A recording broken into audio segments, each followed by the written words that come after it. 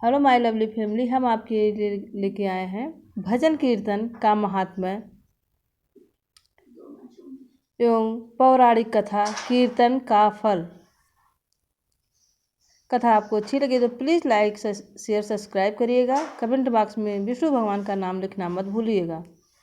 कार्तिक मास के शुक्ल पक्ष की द्वादशी को चंद्र अपनी ज्योत्सना से धरती को शीतलता प्रदान कर रहा था।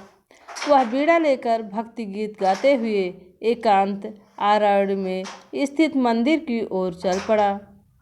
चांडाल होते हुए भी उसका नित्य नियम था मंदिर में बैठकर रात्रि के स्तब्ध प्रहर में भगवान भक्ति संगीत सुनाना। यह नियम अनेक वर्षों से अवाधिगत से चल रहा था।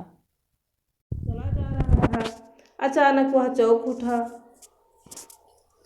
पर भयभीत नहीं हुआ। उसे किन्हीं बलिष्ठ भुजाओं ने जकड़ लिया था। उसने देखा कि एक भयंकर ब्रह्म राक्षस उसे जकड़े हुए है। अरे, तुम मुझ निर्बल को पकड़कर अपना कौन सा अभिष्ट पूरा करना चाहते हो? उसने प्रश्न किया।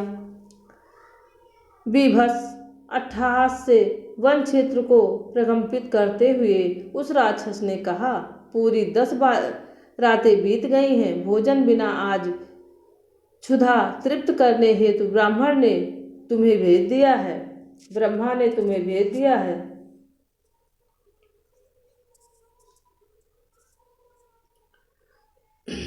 चंडाल तो भगवान के गुणानुवाद के लिए लालायित था।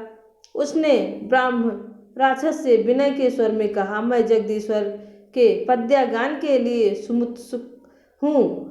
अपने आराध्य को संगीत सुनाकर लौट जाऊं, तब तुम अपने आकांक्षा की पूर्ति कर लेना। मैंने जो व्रत ले रखा है उसे पूर्ण हो जाने दो। क्षुधातुर राक्षस ने कठोर शब्दों में कहा, अरे मूर्ख, क्या मृत्यु के मुख से भी कोई बचकर गया है?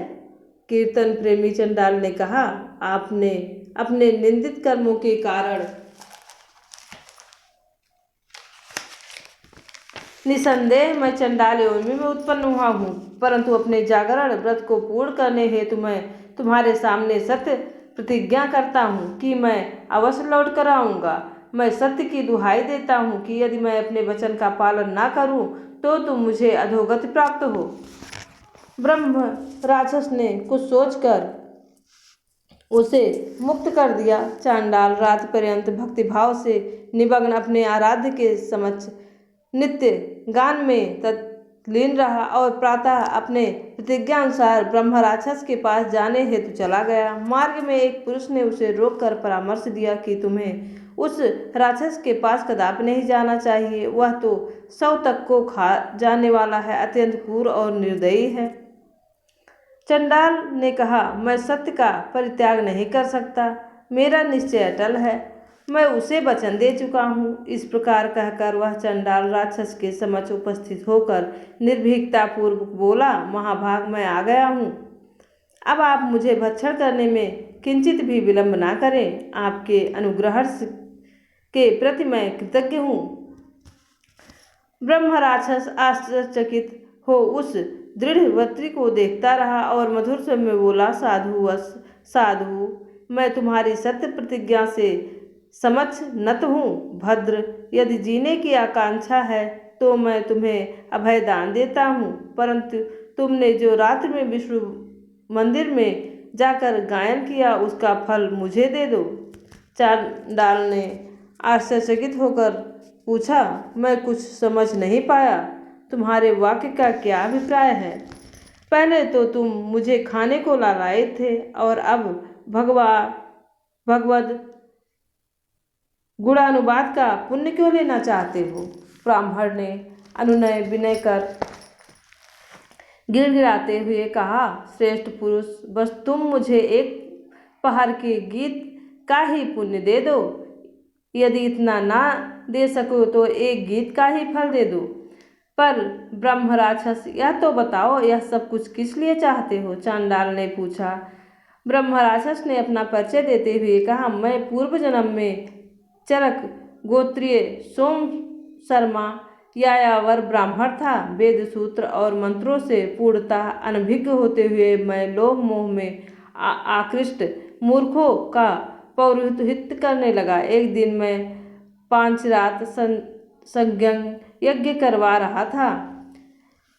इतने में ही मुझे उदरशूल उत्पन्न हुआ। मंत्रहीन स्वरहीन अविध पूर्वक कराए गए यज्ञ की पूर्णाहुति के लिए पूर्व ही मेरा प्राणांत हो गया, जिस कारण मुझे इस दशा में उत्पन्न होना पड़ा।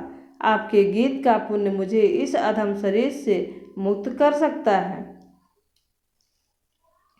चांडाल तो उत्तम व्रती था। उसने कहा, राक्षस, यदि मेरे गीत से तुम शुद्ध मना और क्लेश मुक्त हो सकते हो तो मैं सहर्ष अपने सर्वोत्कृष्ट गायन का फल तुम्हें प्रदान कर सकता हूँ। चांडाल के इतना कहने पर ही वह ब्रह्म राक्षस तत्काल एक दिव्य पुरुष के रूप में परिवर्तित हो गया। फिर और वह स्वर्गलोक को गया। उसे विष्णु भगवान की कृपा प्राप्त हुई। वह स्वर्गलोक को गया और विष्णु भगवान की कृपा प्राप्त हुई। ये पौराणिक कथा थी वाराह पुराण की। हमें भजन कीर्तन और सत्संग से हमें प्रभु की भक्ति मिलती है। अगर आपको भजन कीर्तन का ये महात्म्य अच्छा लगा हो तो प्लीज़ लाइक शेयर सब्सक्राइब करिएगा। कीर्तन भी हमारे प्रभु की भक्ति का ही अंश है। प्रभु की कृपा आप सब पर बनी रहे। जय प्रभु की।